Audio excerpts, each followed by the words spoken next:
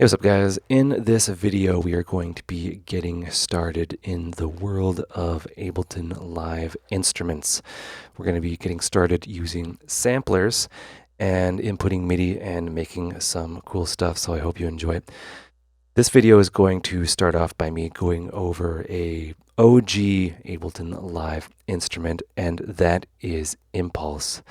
I'm going to double click and get it in there, and this is Impulse, the device Impulse. So I'm going to get rid of all these other ones here, and so we're just left with this. So what this is it's an 8-pad sampler, and typically a drum sampler like the Akai ones and stuff like that from back in the day, and even today in the machine and whatnot, they have 4 rows of 4, which would be 16 pads. This one has 8, but it's still super awesome. And it does some things that are very useful for me to explain, so I'm going to have a good time doing this. We're going to load up some samples into this thing, and we're going to do that by going into packs. Right, yours will look something similar like this. We're going to go into the core library, go into samples. We're going to make this a little bit bigger, and we're going to go into drums, and we're going to want to have access to some drums here. So let's go into kicks. This will give us a bunch of kicks here.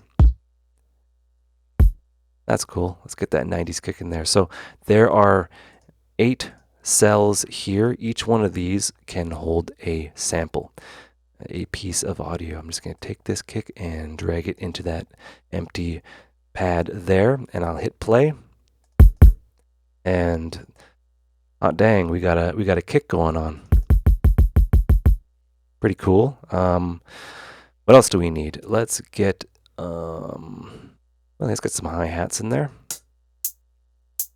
Right, we've got an 808 hi-hat. We'll just have that in the one next to it, right? And this will become more apparent as we continue, but each one of these drum pads has a separate suite of controls in this area. And I'm going to highlight that in a moment and kind of go over briefly what all these do. What do we need now? Let's go conga. Nice. Let's get those in there. We'll get 2, and maybe a tambourine. No. Some more toms. Nice. Okay, so I'm going to have a tom there. So I have, 1, 2, 3, 4, 5 samples in there, all in one device or instrument. So what's really cool about Live is the contextual things that it does. What I can do is I will right-click and create a MIDI track here. And this is an empty MIDI track. And you'll notice that, there's the data thing down here. And that's because MIDI in, right? MIDI in, MIDI out. Over here, it was a MIDI track, but MIDI goes in, right? And then that is fed into an instrument or device, which then spits out audio. You can see the audio out readout here that we'll see in a moment, and then the MIDI in here. And I can actually kind of show you that in a moment. We'll see that going up and down as we feed MIDI data into it. So this is an empty MIDI clip, and I'll double click to create a MIDI clip like that, and it creates that. It's all well and good. It's a piano roll, and it works well for outboard stuff and things like that, But a sampler would have a different kind of context. So if we go over to Impulse, right? This is Impulse, and we double click on a empty cell here to create a MIDI clip.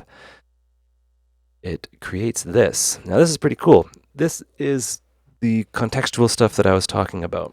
So it's not going to show every other key. It's only going to show the keys that are relevant to each of these cells or slots, right? So kick 90s, hi-hat, it's all there, right? It's all there. And this is displayed in the timeline. So really cool. We don't need to kind of guess where things are in a massive piano roll like this. It makes things a lot easier. So I'll just get rid of that MIDI clip there. We got impulse here. And let's hit B so we can draw some stuff in. And I'll draw things on the beat there. We'll make a 4 on the floor sort of thing. I'll hit B again. When you double click to make a MIDI clip in the session view in an empty cell, it always makes a clip that is 1 bar long every time. Right? The default is just 1 bar. We can make it longer and shorter by increasing this. So this is 4 bars. And, we can make it kind of anything we want there. But let's just move it to, 2 bar. I'll move that there to, not 2 bars, 1 bar. See, that indicates the second bar is starting. I want it 1. Right? So we can make things as long or as short as we want in the MIDI world. So this is our kick here. And yeah, let's give it a play. Nothing's happening. Let's actually launch the clip. And to bring the volume down. Right, we see the play header moving left to right. I'll open up this and we'll see MIDI in and audio out. MIDI in, audio out. Okay, so it's effectively every time that MIDI note is pressed, which is contextual to the kick, it will trigger this cell here, making the kick happen. So makes sense. All right, cool. Let's go on to getting a hi-hat. So we have that hi-hat there. I'm going to open up this clip again. And we have the hi-hat close. I'm going to hit B and drag things along. And, conveniently, when I have the drag tool, it will just make a new, I'm just holding and clicking, it'll make new MIDI clips for each division on your grid. If you actually wanted to change that, right now it's set to 16ths, we could have it 8ths. For that there, right? We can just do that. What does that sound like? Right? That's all well and good. If we right click and set it to 16ths, we can draw in 16ths super easily. All right, let's get some congas in there. Right?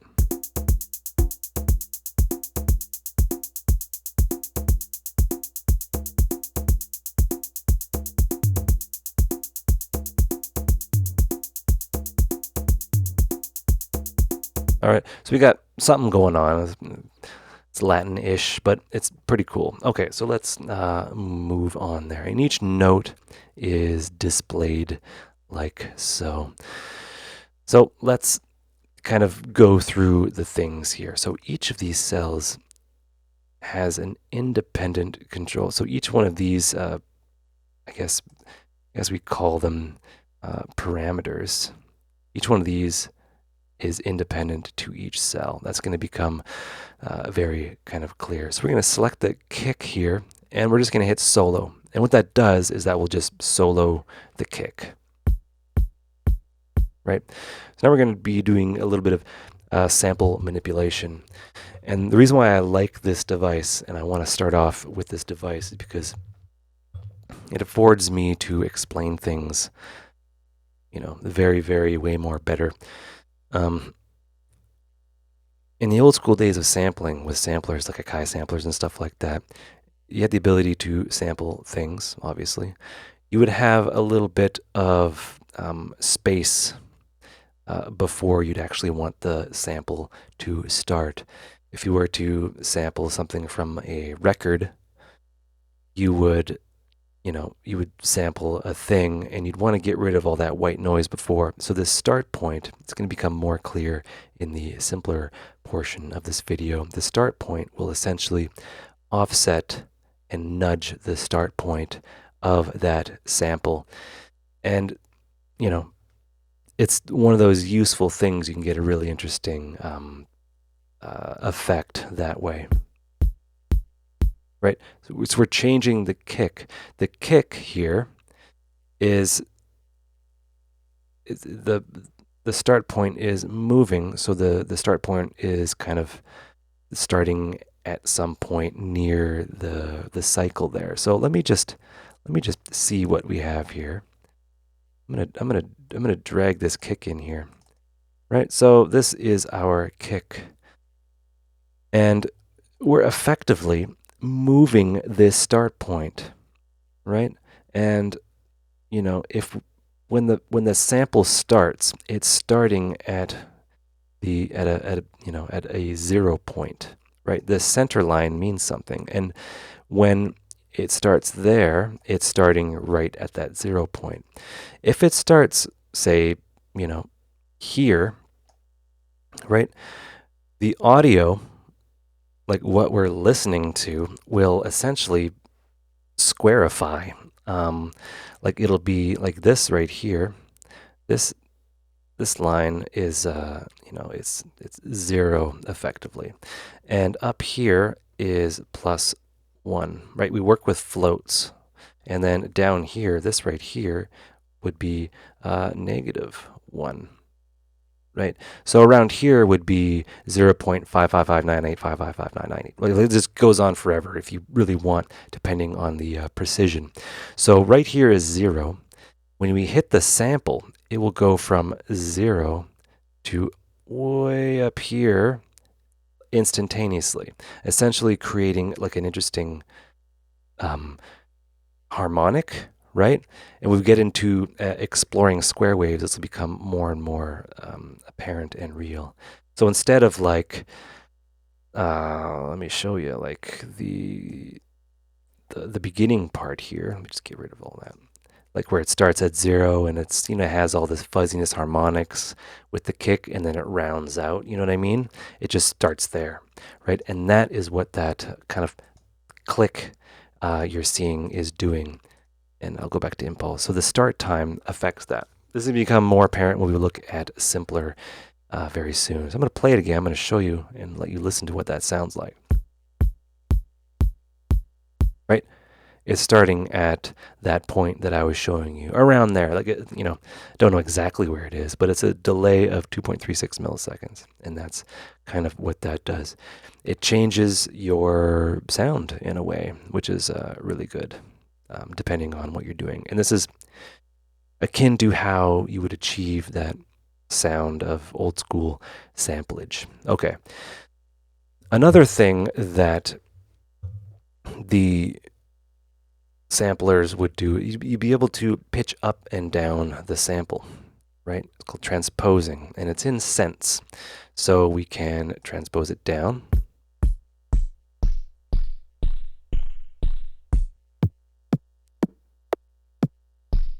Right? And we can do all sorts of stuff with that, and we can kind of stretch it.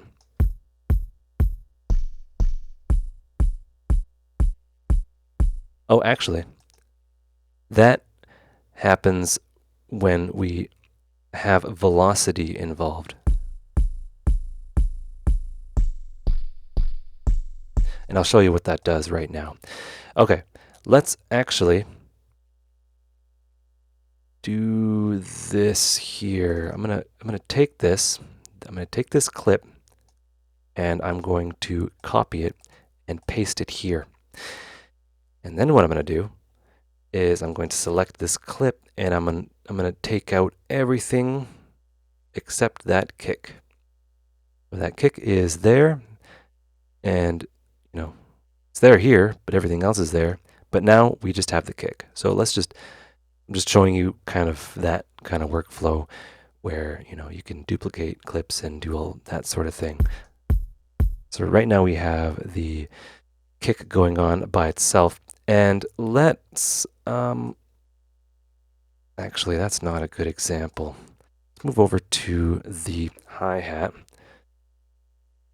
Right, so we have the hi-hat going at 16ths, and it's muted, so we have to unmute that. We can unmute the kick here, and we don't even have to solo, we can just hit play. All right, so we can I transpose these hats, and we can stretch them. But we can actually map the velocity to transpose it for us, right? So velocity, the MIDI velocity, and if you remember what the velocity is, it would be these bins down here. These are called bins.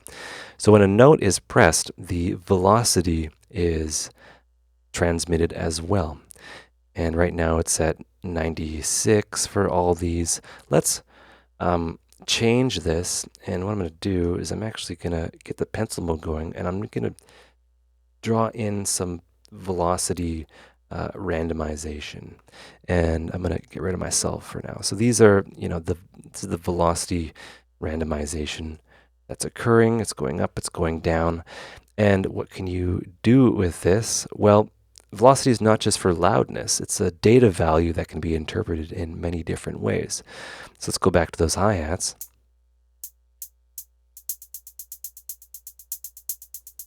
Right? So velocity is mapped to velocity now, which is over here, right? So we got volume, and velocity is affecting that in terms of like 70%. If we have it at 0, velocity is consistent, right? And as we increase that amount, velocity is mapped to those bins there. Let's make it a little bit more obvious. Let's get the velocity mapped to the transpose. Right, it's going up and down. Isn't that weird? Right, and it's rhythmic, which is really, really nice. So that transpose is changed by the velocity. So if the velocity is, 48, it might go like below. If it's up, it will go above, and it'll just kind of do what I'm doing, but do it via velocity. We can also randomize it.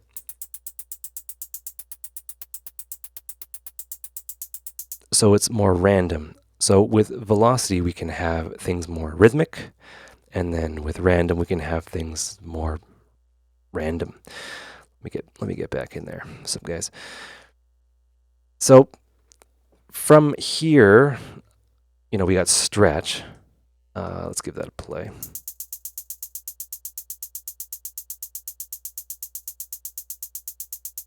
Why isn't that working? I'm missing something.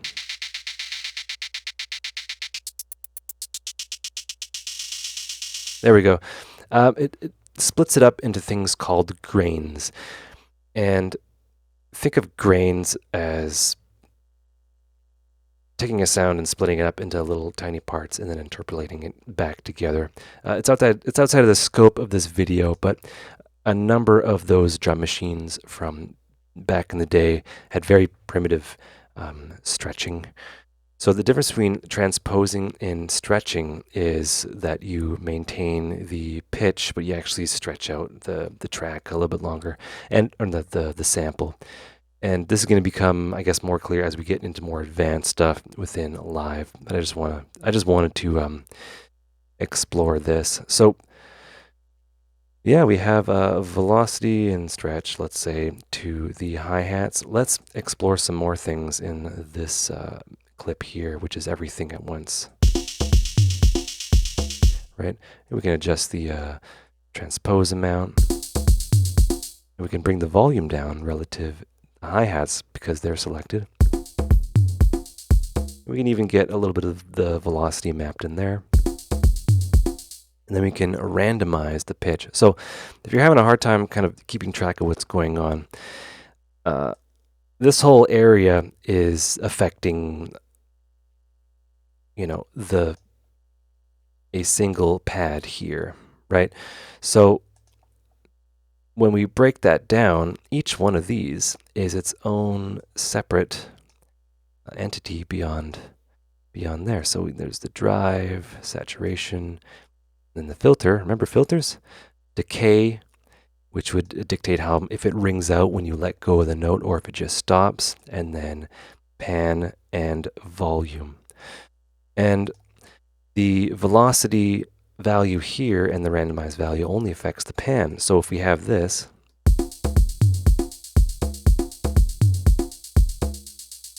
right, we have the pan moving back and forth at a seemingly random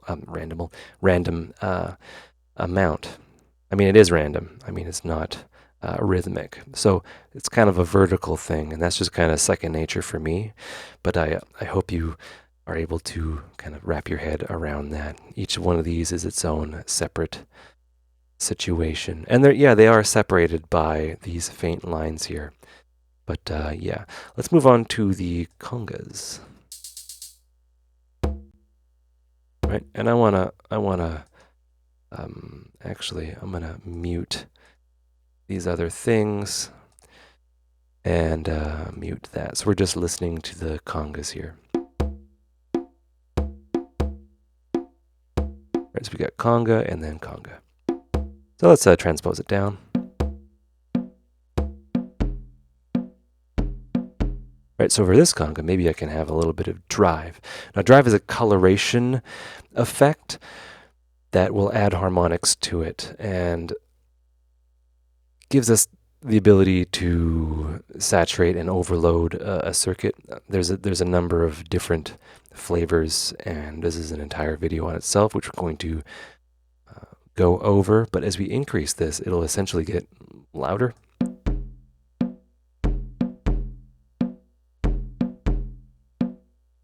Right, and we can introduce a filter with a cutoff and a resonance, right?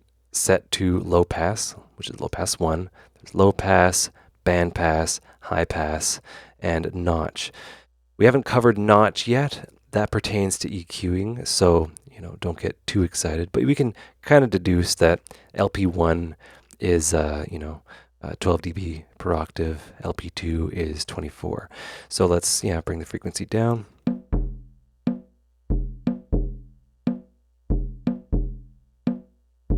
And we can even randomize the frequency there. Right, really cool stuff, we can do all of that. So let's unmute all these, and let's actually just kind of continue along here.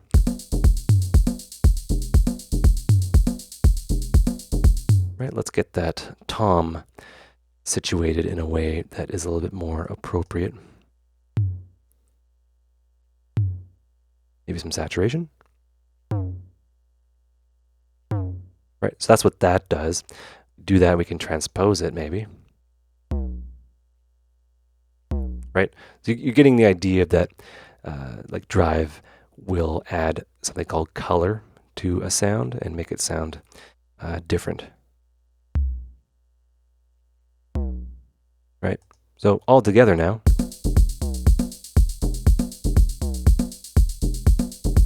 Right, and then over here we have the master volume for everything. So it's a brief introduction to the world of impulse and samplers in terms of like multi-sampling, I guess, drum machines, whatever you want to call it. There's some other things as well. Let's stop all these from playing. We'll hit like the stop button there, so those aren't going to play. I'm gonna go over, I'm going to add a very powerful piece of instrumentation here. This is going to be simpler. Now this is think of this as, if this is 8 samples for drums, it's called impulse. Simpler, this is just for one sample, and it gives you a lot more flexibility, and it's a lot more visual. So let's go into packs and try to find a sample that we can use in this.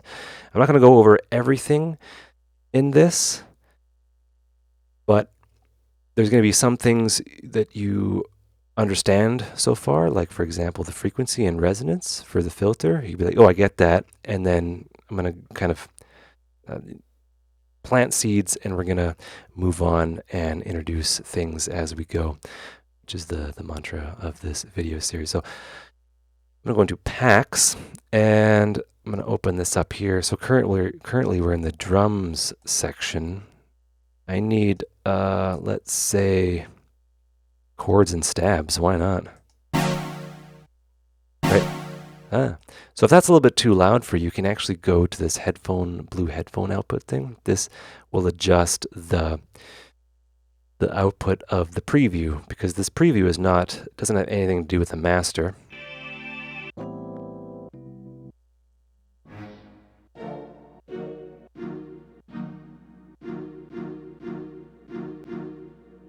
Okay, I'm going to take this and I'm just going to drop the sample in there.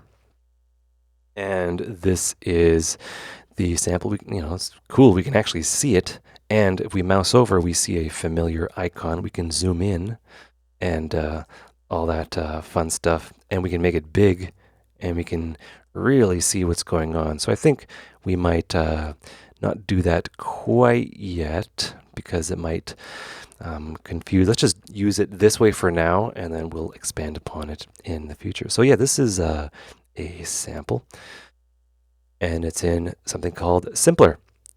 So how do we play it? Well, one of the easiest ways to play it is to select this button here. So this will change your computer, like typing keyboard, into a MIDI keyboard, which will play notes, right? And you click on that, and you arm this to receive information from the outside world. Make sure this is on auto, which it usually is. And what you can do is you can use your home row, A, S, D, F, G, H, J, K, L, and stuff like that. And you can actually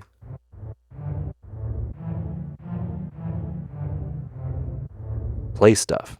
If you want to go up an octave or down an octave, it's Z and X. So I'm going to hit X to go up. I'm going to hit X to go up again.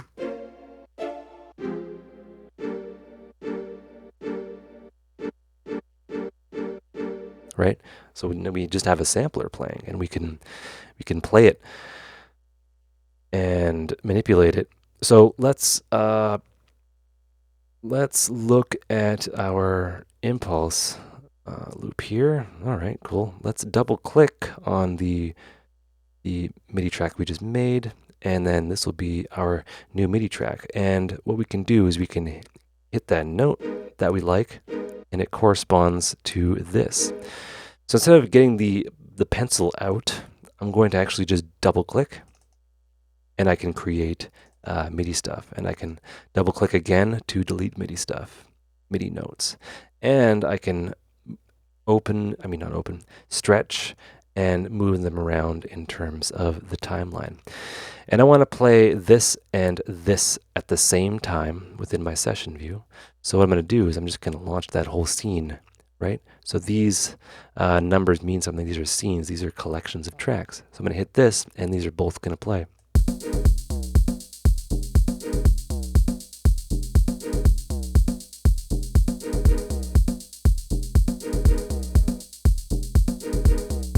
Okay, so there is our techie house stab thing going on. Let's go back into our sampler here. I don't like that it just kind of ends. What can I do about that? Well, let's not quite get ahead of ourselves quite yet. Remember how I said there was a start time in Impulse, right? It was right there. I did say that. There's also a start time here, like they've carried on the tradition.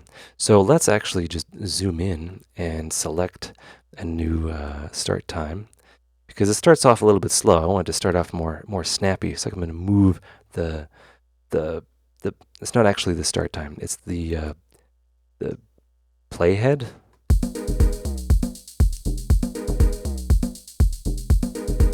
Right? I'm going to set that, and there's that, and The reason why, you might notice, the reason why there's a start time here and then a start percentage here that you move around is because this can't be automated, like drawn in, but this can. And you may also notice that this is snapping, like it's not, you can't do like fine pitched things. And the reason for that is it kind of detects zero crossings and stuff like that. But I'm not gonna really get into detail about that, but we can actually turn snapping off by toggling that off. And now we have a smooth control of the start time.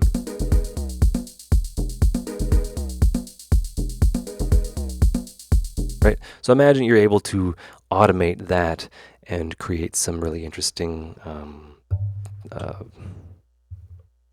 motions and things. This is in the classic simpler mode. There are 3 modes here. When it's classic, right? This is one shot, right? And one shot will play the whole sound in its entirety, right? Even if the MIDI note is very short. Right? So it's good for drums and this kind of material. So that's essentially the 2 kind of major modes. Is like I just want start time. I just want it to play the whole thing. There's a one-shot mode for that, right?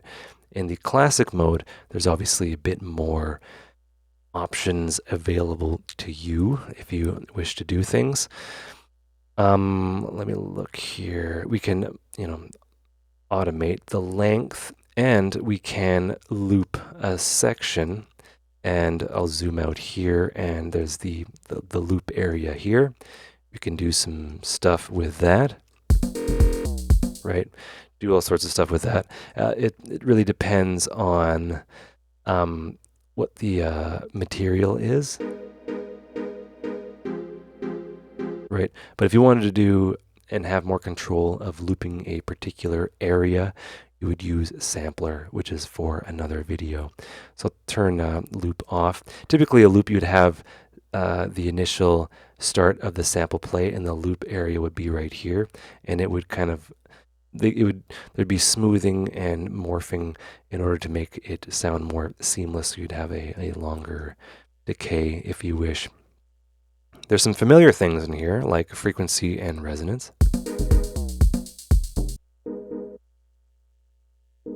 I'll turn one shot on.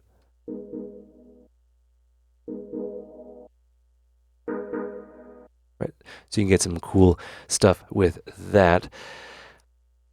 Remember how I was saying I'm gonna get into filters a little bit later because there's some advances in filters. I'm gonna get into complex filters and EQs a little bit later. But remember how I was saying there's the start point, and it would start at this, right? And it would kind of shave it off and create like a square wave. This has a built-in way to mitigate that, and it is with the fade in. And this is what the fade in is. So it kind of smooths out the transition from way up here. From way down here to way up here. So it's more of a smoothness. If I have that set to 0, right, we get a little click there. We might want that, right? But if we increase the fade in, it'll kind of fade that in with, gentleness, right? So if we go, like a lot of these devices have multiple tabs, especially the modern ones that are new than the modern ones, Ableton Live 8 onwards. There's multiple tabs. So there's the controls here, and this kind of gives you some more things available under the hood, right? Gives you the ability to visually see the filter, which might look familiar to you, right? So we can see the filter here, right? It's the same one as right here, but now we can actually, see it. And you can see modulation, the shapes and stuff like that. We're going to get into modulation and stuff later. A lot of the synth stuff will apply to this, as well as envelopes. We have a tune amount up in this corner. This is one of those kind of important ones. No, actually, sorry, it's down here. We have the transpose. We can tune these and make sure that they're, the correct pitch and things like that, and all of that sort of stuff. And a lot of these devices now, you have the ability to zoom in and look at things full screen, or kind of break them out, and you have the ability to look at them, but it's never in a pop-up window, which I really appreciate. I want to show you one more thing here. Let's actually, let's do that. Let's look for a loop. There's one more mode. I'm just going to give you a taste of what slice does. Slicing is when you take a complex sample with lots of parts and you slice it up into little parts and you scale it across the keyboard. I'm going to show you what that is.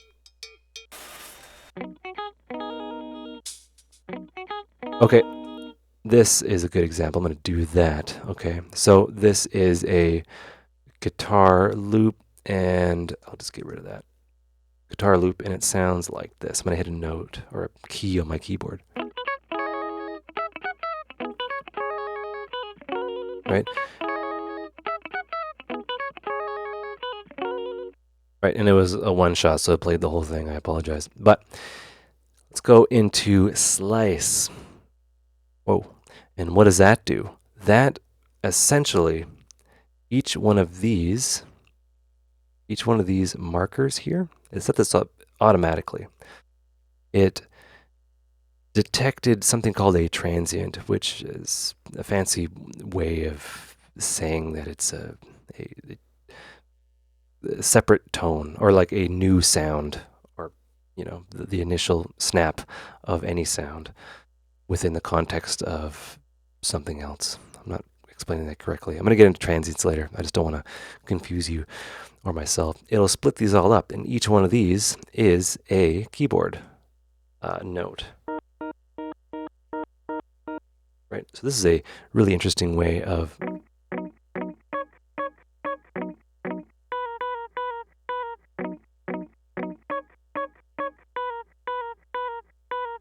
right. I have that, and yeah, you can go to town on that. It does this automatically, and it slices by transient. We can adjust the sensitivity so it doesn't make as many slices, but I like the sensitivity there. We can change it to beat, right, which would be more appropriate for like a drum loop or something.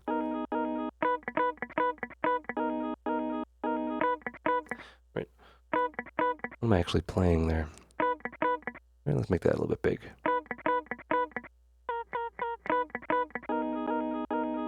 Right, so you're splitting a sound up into separate parts. And this is just a really fun and creative way to sample. And you can zoom in and move this stuff around.